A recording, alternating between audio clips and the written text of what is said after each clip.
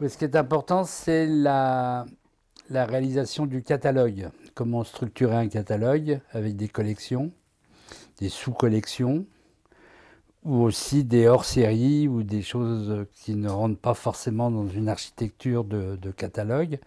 Mais même ces éléments-là participent à la construction de ce qu'on appelle, même pompeusement, le fond, le fond d'édition. À Futuropolis, encore une fois, les collections sont nées au fur et à mesure, selon même des impulsions venant d'auteurs. Tardy a été un initiateur de collections. Bah parce que c'est un obsédé de collection, Étienne, c'est ça le truc. Ce qui le fascine, c'est la série, quoi. C'est Mister Série. Après, quand on parle avec des gens qui sont hyper édition, ils expliquent que quand on fait un volume, il est prototypal, hein, il faut absolument l'amortir sur une série. Parce qu'autrement, on serait tout le temps en train de faire des études de fabrication et des études de coûts sur des volumes individuels et on ne pourrait pas avoir une industrie. Et Étienne a toujours été obsédé par l'idée de ressembler à une industrie alors qu'il était un hippie en T2. C'est ça qui est marrant dans son histoire. C'est-à-dire qu'il n'a jamais accepté d'aller... il n'a jamais voulu faire l'alternative complet. Les 30-40, c'est à chaque publication de 30-40, c'est une claque, quoi.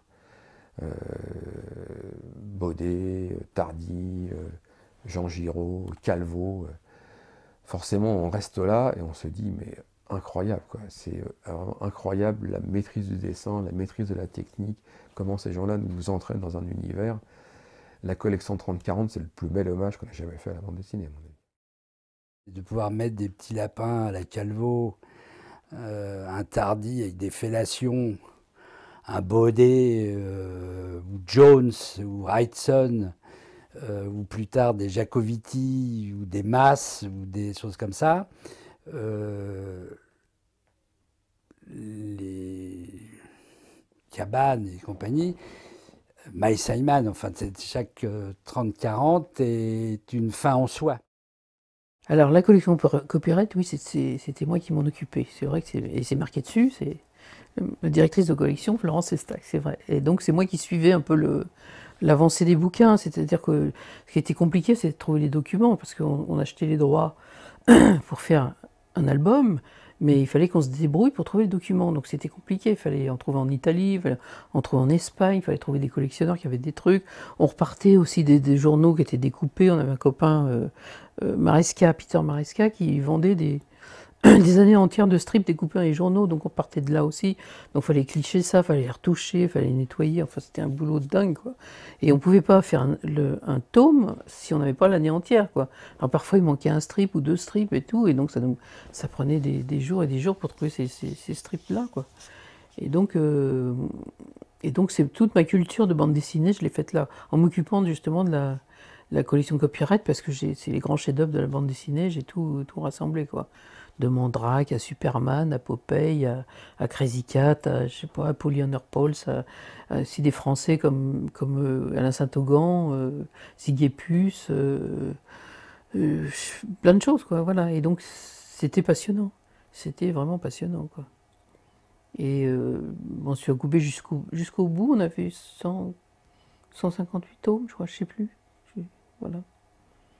Mais pour apprendre à faire de la bande dessinée, quelle école, hein, quelle école. Je conseille à tous les jeunes qui démarrent et tout de lire ça, parce que c'est les maîtres de la bande dessinée pour moi. Dans l'édition, on fait des collections. Généralement, la collection, ce qu'elle a de commun, c'est un livre présenté par X. Mais dans l'aspect, ça n'a rien de particulier. Si on prend par exemple la collection Copyright de Robial, format à l'italienne qu'on n'utilisait plus du tout, eh bien, vous alignez tous les copyrights, vous avez une œuvre. Mais l'œuvre, ce n'est pas que c'est les bandes dessinées anciennes qu'on avait oubliées, c'est que Robial fait que Alex Raymond ou l'auteur de Popeye deviennent un objet unique. Donc ça nous dit œuvre. On peut dire que Robial, il fait ce que faisait Oldenburg avec des monuments qu'on n'a jamais construits. l'objet même de tous les copyrights à la suite, si on retourne et qu'on en fait une pile, c'est jaune et noir avec des petites têtes là, en galerie, on n'est pas obligé d'ouvrir le livre, on pourrait dire, voilà, ça c'est copyright, et on pourrait même les coller pour qu'on ne puisse pas les ouvrir, ça fonctionnerait. Mais je me suis amusé parce que à propos de la collection copyright, j'avais écrit dans le Figaro que copyright était à la bande dessinée ce que la Pléiade était à Gallimard. Alors Étienne ils étaient vachement fiers quand même de la comparaison. Bah moi, je me suis spécialisée dans les trucs rigolos, moi.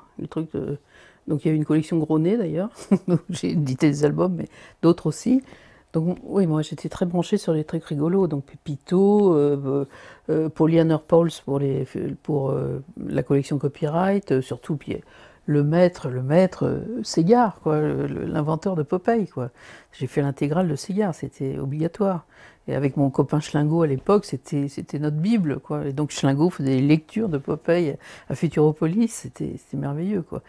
Ça le faisait rire, et moi aussi, je trouve ça merveilleux, quoi.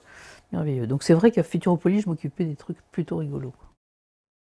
Alors avec le recul et aujourd'hui, c'est amusant de s'apercevoir tous les gens qui ont publié dans la collection X. Je les ai plus en tête, mais j'ai vu des Marc-Antoine Mathieu, des Rabaté, ou tous les futures associations qui sont venues se frotter à la chose.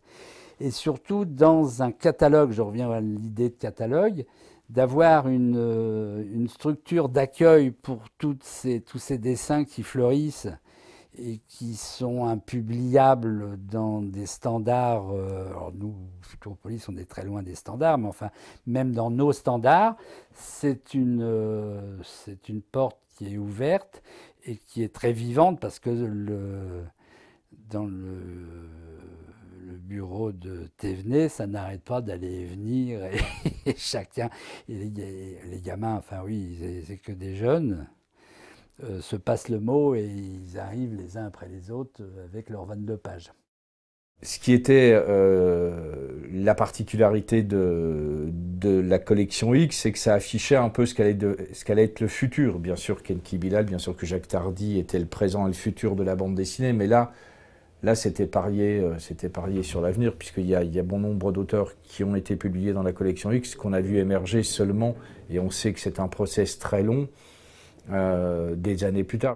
Cette façon de traiter la collection, qui est une tradition littéraire française, parce que si on va aux États-Unis, ils ne comprennent pas ça, des collections, pourquoi mettre des travaux dissemblables sous une même maquette, sous un même format. C'est très français en fait, ou très européen, je ne sais pas. Mais toujours est-il qu'à l'association, on a aussi développé ça, avec notre système de collection, éperluette, ciboulette, mimolette, espolette, éprouvette, pas de mouche, paette, bof.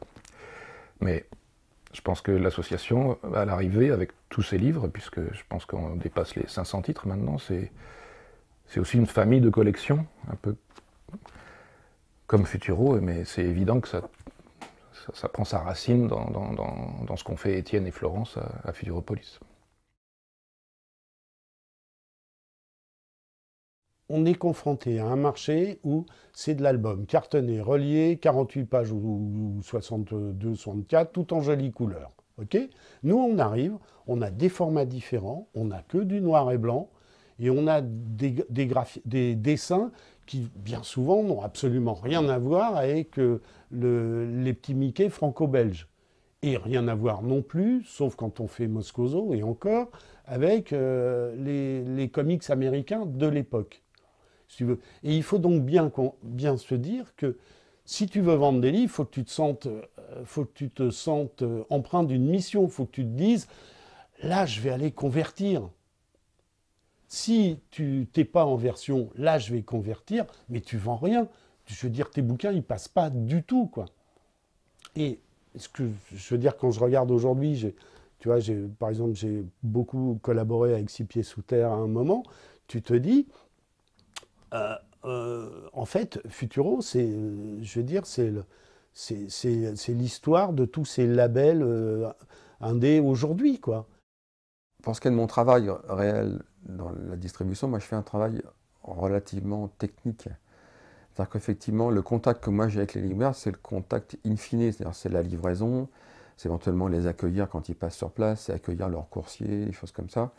Donc moi je ne vais pas à l'extérieur vanter les mérites des livres Futuropolis, aussi grands soient-ils. Je me contente effectivement de gérer techniquement le fait que ces commandes soient honorées, arrivent à temps, à l'heure, etc. Travailler pour Futuropolis, honnêtement, je n'ai jamais travaillé. C'était que du bénévolat. Je faisais ça pour m'amuser, puisque j'avais des employeurs. Et pour les employeurs que j'avais, je faisais pratiquement les mêmes trajets.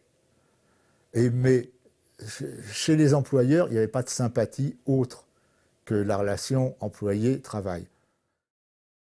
Ma fonction était de vendre des livres, donc d'abord visiter les libraires parisiens. Et je téléphonais tous les mois à une centaine de libraires de province, minimum, pour leur vendre des livres par téléphone.